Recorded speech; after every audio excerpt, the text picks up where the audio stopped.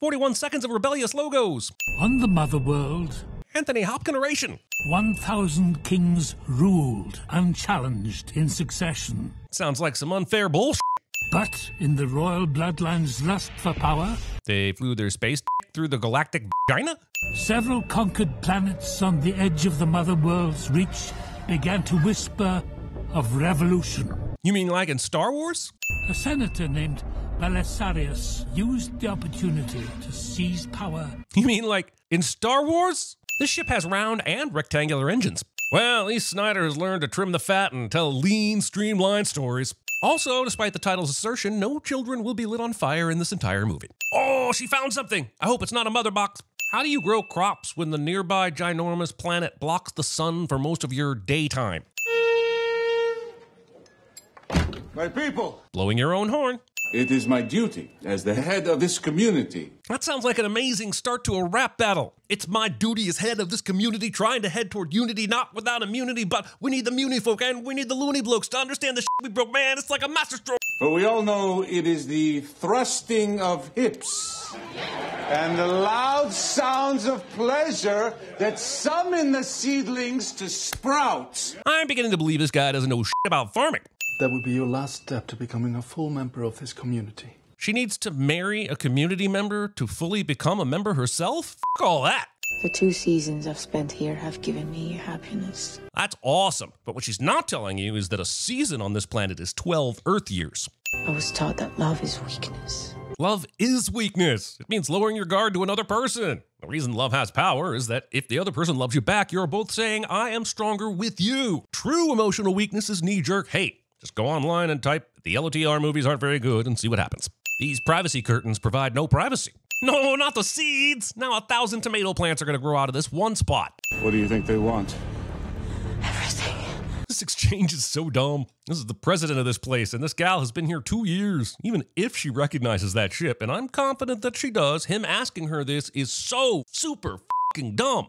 And I say we start by showing them goodwill, not fear. Gunnar doesn't realize when the cops are coming to try and snatch his crops. Being a dick to the recently sown fields. Even when used to make a point, awkward hugs are always a sin. And we take pride in the love of our community and the hard work it takes to survive here. This guy is so fucking dead. So this bad guy is here seeking a specific rebel, and why didn't you just go ahead and call this space conflicts and be done with it? Your land looks so fertile. Your fields seem larger than what your population might need. Of course, I understand how it might seem, yet the scale of the planting is evidence of the poor soil. This subterfuge about grain is important to the plot, but my God, is it boring. We have been lucky these last few seasons, and our surplus has been more than we can store. Being a bitch-ass traitor. I guess the rest of this movie will be without Sindri. One of 2 lightsaber moments is wasted on killing a farmer's wife. And you should have my 10,000 bushels prepared for my ship. We barely produce 12,000 bushels. We'll starve to death. I may not know how many people live on this farm, but if my calculations are correct, and they seldom are, 2,000 bushels is like 420,000 servings of spaghetti. Ha! 420. And across a year, that is something like 3 meals a day for over 300 people. So at least you know you will be able to hold off the Persian army. I am JC-1435 of the Mechanicus Militarum, Defender of the King. Holy shit, it's Robo Hopkins. They said he couldn't get me. They said he only existed in my dreams. That's how I like them. Young, strong enough to put up a fight. Bad guys always gotta be rapey. What do you mean they won't fight anymore? That's something in their programming. Once the king was killed, they just laid down their weapons and refused to fight. The guy in charge doesn't know an important detail about the iRobot he's brought with him because this asshole needed an excuse to exposit about it. I do need to scrap you, dumb shit.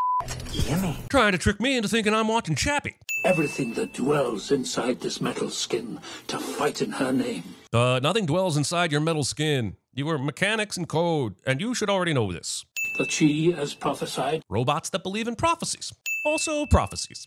I felt a great warmth for the universe and trusted that she was to usher in a new age of peace and compassion and bring us home. Okay, the movie introduced us to C-3PO as if they were a tool of the military. But this motherfucker is obviously alive, and for some reason, their co-workers have no knowledge or understanding of this. It raises a million questions, most of them interesting, but instead of exploring that any further, Anthony Botkins will off halfway through the movie to live out the rest of the runtime as a deer. I fear we lost some measure of our honor since that betrayal. Make the whole movie about this robot, cut the rest. That's how you fix it. That's how you fix it. This is your fault, Gunnar. But his name is Gunnar. How could anything bad be his fault? He's right. Farming. Skip. So, it's running. You'd run too, old man, if you'd just heard these idiots plan to survive the military attack and understood its true threat. What if you could find the warriors that Noble seeks? That sounds like a quest. Like a space quest. Are you sending her on a Star Trek? What is even the purpose of this axe? The blade isn't even pointed at his throat. All this is doing is keeping a hand occupied that could be better used restraining him. And you can all have her. All bad guys gotta be rapey! Cora hands over this axe for all of the sometime. As she kicks some ass here, I'd like to point out that most of what is good about this movie was already good about Alita Battle Angel. Awfully nice of this guy to wait here patiently for Cora to conclude her axe twirling. These guys suck and are cowards, but this attack one at a time bullshit is beneath them. This guy has already established that he does not know what to do with an axe, so any perceived threat is largely symbolic. Right about here, she could have and should have been shot in the back. Kill this! This was cool. Too bad it was filmed in a way that I couldn't tell who took the shot and had to rewind it to find out it was Johnny Five. Holy shit! Are you telling me the entire town ran here at the same pace and arrived all together like a mob? I found it at the site of the crash. I just never told you about it because I'm a total dickwagon. Where will you go? There is someone, general named Titus, once a hero of the realm, who turned his own forces against those of the... Wait. I don't have time for all this shit. Just tell me literally, where will you go? But also, this is Leia knowing about the Legend of Obi-Wan. Is this movie trolling us? Last I heard, he was still out there somewhere. If I could find him and men for him to lead. Holy f***, that is a motherload of ifs. As Cora and Gunnar set off to find Alexander Hamilton, I can't help but wonder what the rest of these f***heads are going to do other than stand around twiddling their thumbs. I mean, a hero could save you, but you don't have to stand here and wait. Now, at night, our protagonists have made a fire. I guess for cooking, because the giant ring planet shines so brightly here, they don't even need a fire for light's sake. Blue shadows on the trail. I found myself face to face with Belisarius. Cora is all like, of all the occupations in all the towns in all the world, he walks into mine. Belisarius killed my entire family and took me with him. I don't know why he spared me. Beyond that's what a discount Thanos would do, I don't think the movie knows either. This movie cost $83 million to make. They only gave the hairpiece department like $5. At the Academy Militarium, they encouraged us to find a lover. But earlier you said... The very idea of love, of family, was beaten out of me. I can see how losing someone you care about may make you not want to risk love again. But this is very different from having it beaten out of you. I swear to God, if this dude could make just a single fucking movie without using slow motion, I would consider it a personal favor. Imperialism. It's a dramatic shot, to be sure, but is that really the safest place to be standing and waving a flammable flag right now? You asked how I know that they'll destroy you. That's what I would do. You mean, would have done, right? Everyone looks at you when you walk into a saloon cliche. Your shoulders look over... space candled? Okay, I don't know what the these are, but they look like a safety hazard. Yeah, I have a room upstairs with relatively clean sheets. Relatively Clean Sheets would make an excellent band name. So our desert-dwelling orphan and a guide go into a bar in a rough town and a local forces them to do a show of strength? I don't think I like it. Of course, General Titus. Last I heard he was fighting in the Colosseum at Pollux. Conveniently creepy creature carefully communicates Colosseum coordinates. Guess we need to find a ship to take us to Pollux. And they need a ship? Like when this movie came out, I heard some folks say it was a watered-down Star Wars, but I'll be goddamned if I thought it was this fucking blatant. I mean, holy shit. All these assholes miss. I mean, everyone here throws away their shot in a direct affront to Lin-Manuel Miranda. This entire bar fight is so stupid because she doesn't win due to some innate talent or superpower. She wins because no one she's fighting can figure out when to shoot, where to shoot, or that shooting her is even an important part of their attack plan. Come on, my ship's dying at port. Telling someone that your ship is at the place where ships usually are. Like I always say, space operas don't contain nearly enough softcore tentacle porn. Why give us place names for planets without telling us the distance traveled? How far is New Wodi from the last planet we got a name for, Providence Velt? Is it next door, or was that a week-long journey?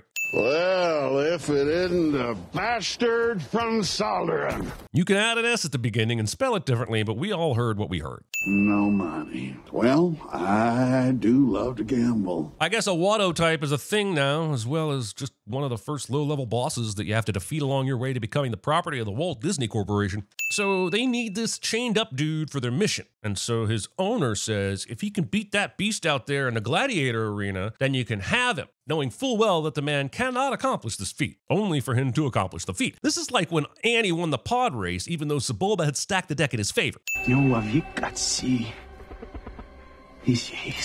are neither bird nor beast. You are all man. I'd give all the sins back and $1,000 to the charity of Dave Bautista's choice if this giant bird pecked out this guy's eyes right now. Everyone ducks but her. She reaches up to touch the Crow Panther's wing like she already knows it couldn't possibly be poisonous. You're gonna say she's just curious, but I'm gonna say she's stupid and lucky. This fucking thing was a wild animal not 5 minutes ago in movie time. So the movie is saying that it was tamed and became affectionate with its owner in like 3 fucking minutes? Yeah, alright, whatever you say.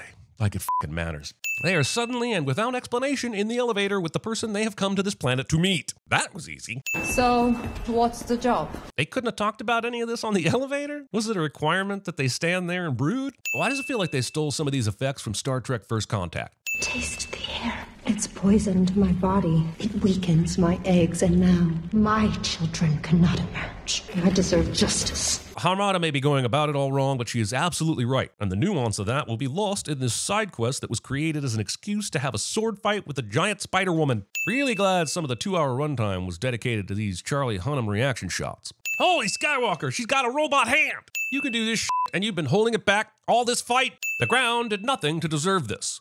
That was good of you earlier. With the child. I was just trying to help.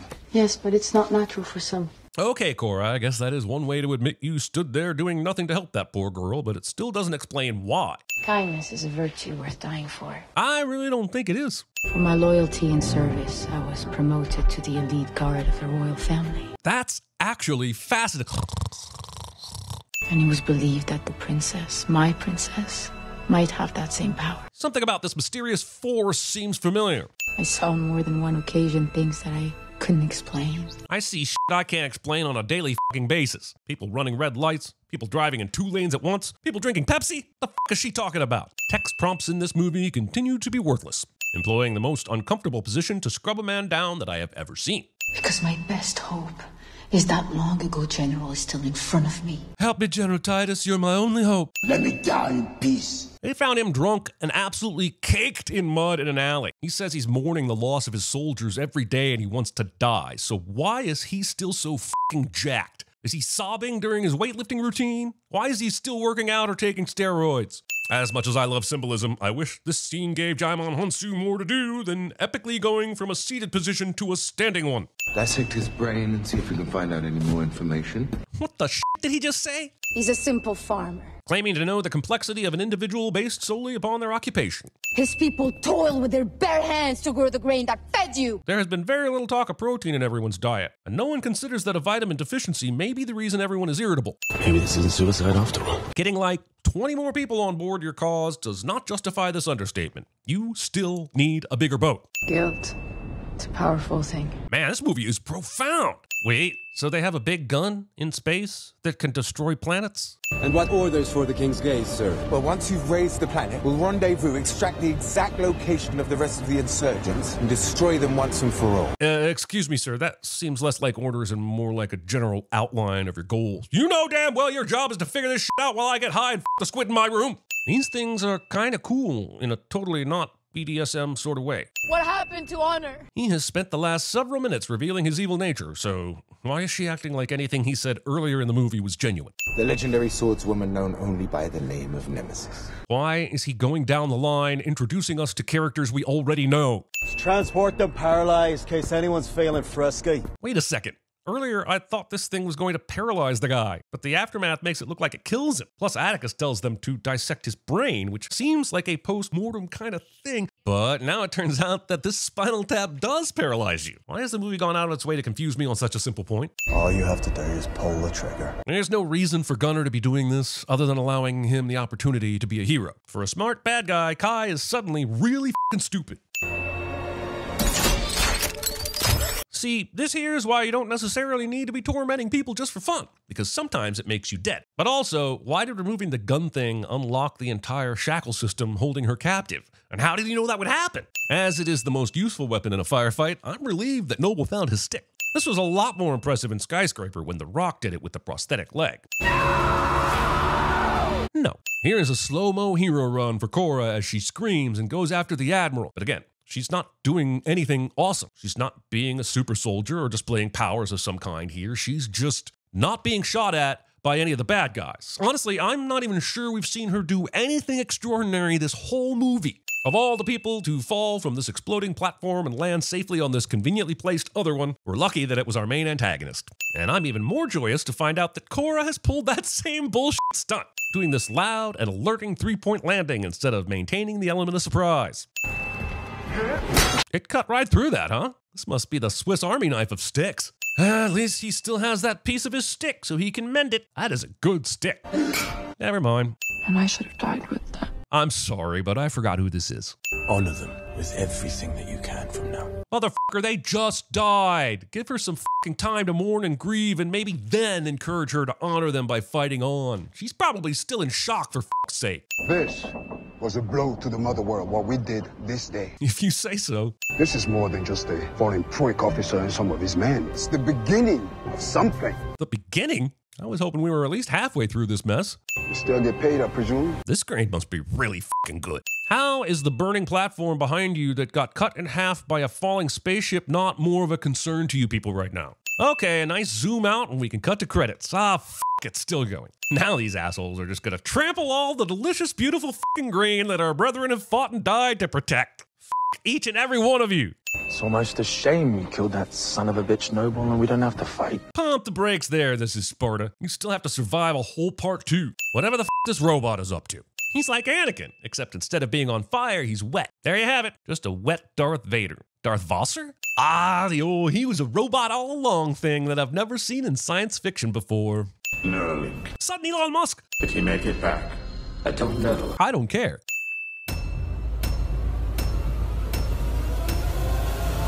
There are fields, endless fields.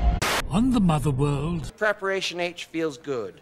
Several conquered planets on the edge of the Mother World's reach began to whisper of revolution. The gods of the harvest demand a tribute. I volunteer as tribute. I welcome you to his warm embrace.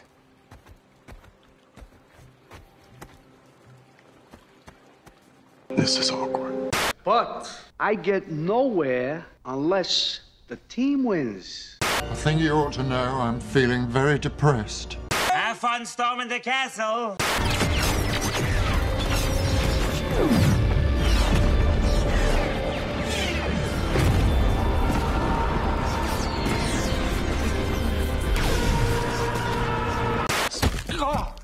My name is Buck, and I'm here to Say hello to Buckbeak. Farmer, why would you contact us from this unknown and flagless vessel? We know a thing or two because we've seen a thing or two. Mended their wounds, repaired their broken ships. All out of your moral code of honor and charity. We live in a society where honor is a distant memory.